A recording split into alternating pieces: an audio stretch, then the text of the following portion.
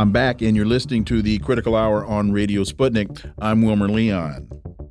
Haiti Liberté has a piece entitled American Plan 2.0. The Global Fragility Act is rolling out. For insight into this, let's turn to my next guest. He's a journalist, editor at Haiti Liberté, and he's the author of this piece, Kim Ives. Kim, as always, welcome back. Thanks, Wilmer. Good to be back with you. So in the late 80s, and this is in your piece, after the fall of Jean-Claude Baby Doc Duvalier in 1986, Washington began to seriously implement its neoliberal structural adjustment of Haiti. Structural adjustment policies are just an economist's euphemism for crushing austerity cuts, laying off of thousands of state workers, selling off and closing state enterprises, drastically cut fares, and cutting social programs. Kim, talk about the devastation that USAID brought to Haiti in 1987. Again, there was an austerity budget passed, public spending cuts, reduced tariffs, and eliminated import quotas, allowing a flow of cheap goods. I mean, this has been a very, very long, drawn-out plan, the destabilization of Haiti. Kim Ives. Right. It's a part of the whole approach. You know, capitalism in that period of the late 70s, for those of us who are of that age, can remember that we had a thing called stagflation, what we're starting to have now again, which, you know, was the beginnings of a great depression that was really due to hit again at that time. But at the time, what the capitalists did, they got together and they looked at the planet and they saw, well, about a quarter of all industries are public. We should get those. We could have those privatized and use them. And in Haiti, that became part of the charge, was to nationalize these 9 state enterprises, throw all the workers there out of a job, as well as the state workers, et cetera.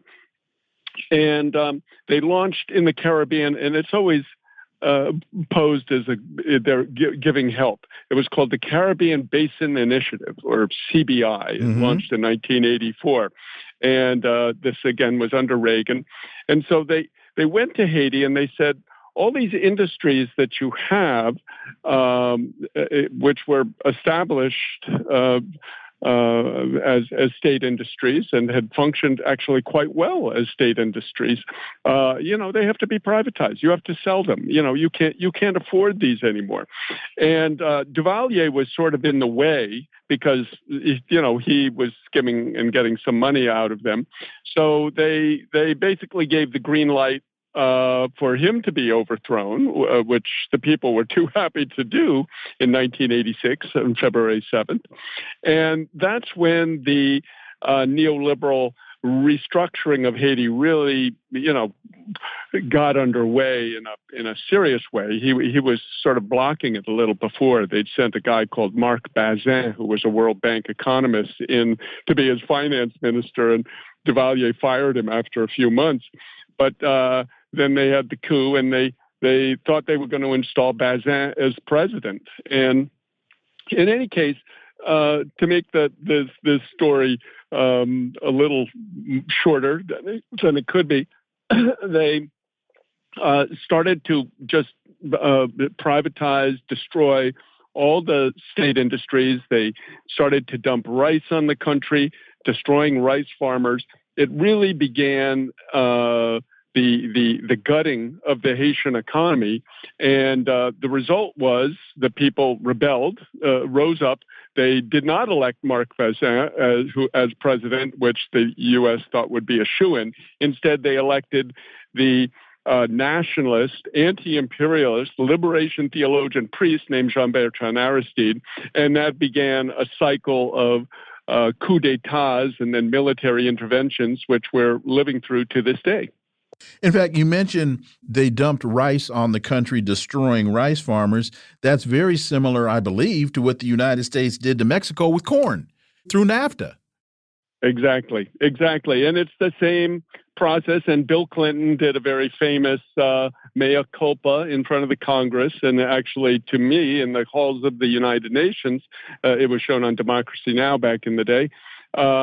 Where he said, "Oh yeah, that was a big mistake. We shouldn't have done that. We thought we could have them leapfrog the agricultural stage and go straight to industrialization." You know, a bunch of double talk.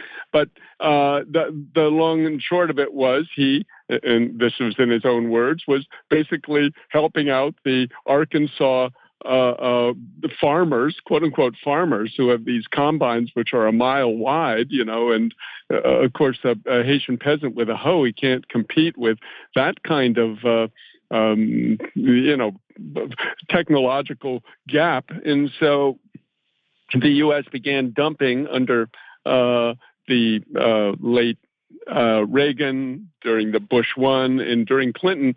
They began just dumping tons and tons of surplus rice on the country. And as Henry Kissinger said, food is not only a weapon, it's our greatest weapon. And indeed, with that food aid, so-called, between quotation marks, they were able to destroy Haitian rice production. The beautiful Artibonite Valley, which used to be emerald green with all the rice fields, is now, you know, mostly brown.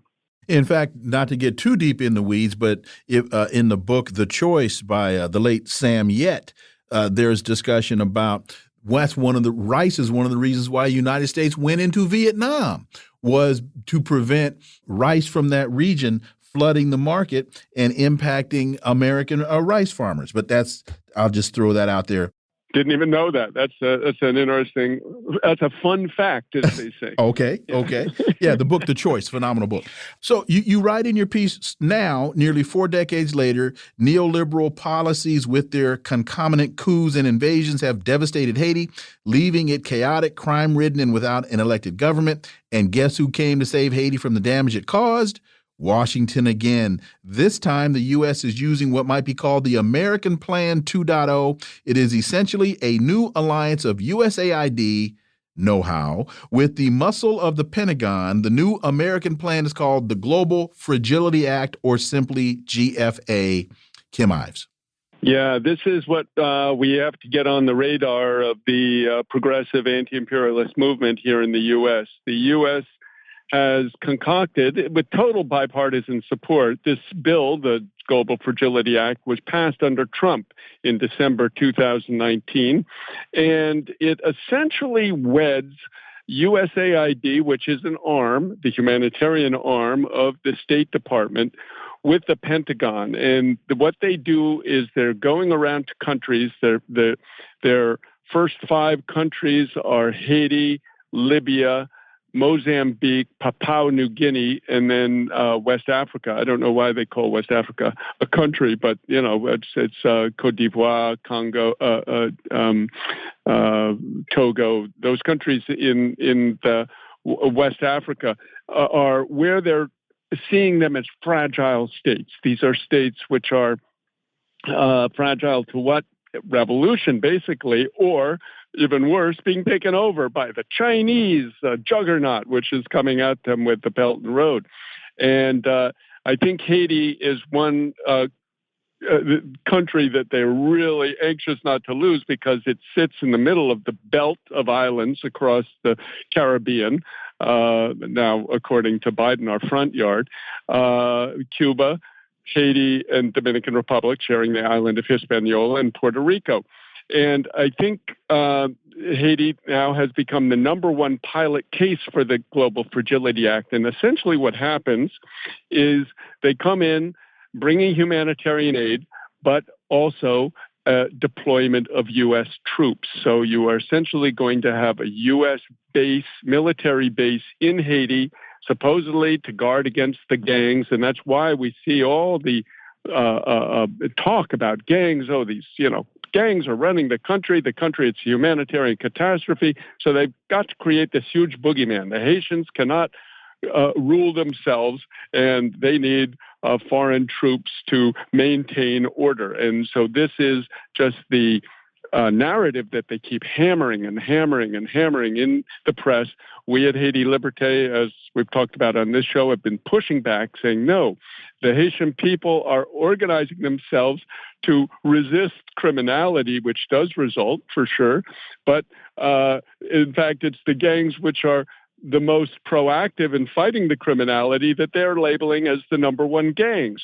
So it's just a real struggle, not only ideologically to get people clear on what's going on in Haiti, but of course it's going to be a huge political struggle to make sure that this stealth intervention doesn't happen. It's interesting to me, you mentioned the Global Fragility Act and that it was passed under Trump. And Joe Biden has, he ran on the whole campaign idea. I'm the anti-Trump. I'm different than Trump. But we look at policy after policy after policy, and the Biden administration is doubling down on so many Trump policies. The Global Fragility Act, for one, the change of rapprochement with Cuba that the Obama administration had implemented. Donald Trump pushed back on that. Joe Biden is continuing that. The attempt to extradite Julian Assange, that came, Obama didn't want to do it. Trump came in, implemented that. Joe Biden doubling down on that. Juan Guaido in Venezuela. I mean, there are just so many policies that Joe Biden said, I'm not Donald Trump. But when you open the door and look in the room, I think Donald Trump is sitting there. Kim Ives.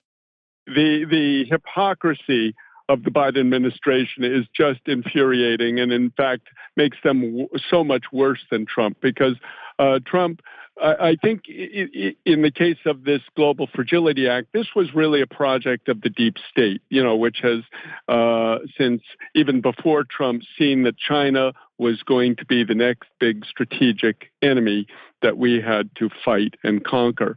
And so they've been putting this thing together for some time, and Trump basically signed off on it, or the people that he had in the positions of power at the time basically led him into it. So I'm not sure that he was that much of a promoter of it, even though he did speak well about it.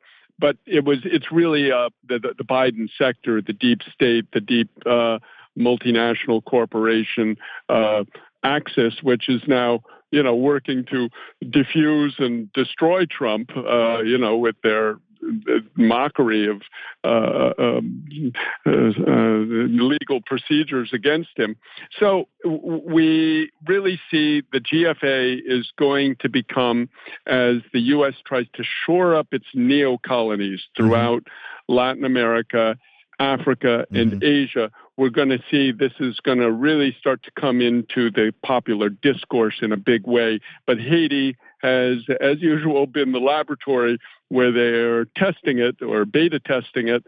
And the Haitian people, I'm happy to report, are resisting in their traditional way. Kim Ives, thank you so much for your time. Greatly appreciate that piece and your analysis. We look forward to having you back. Thank you very much, Wilmer. Thank you. Folks, you're listening to The Critical Hour here on Radio Sputnik. I'm Wilmer Leon. There's more on the other side.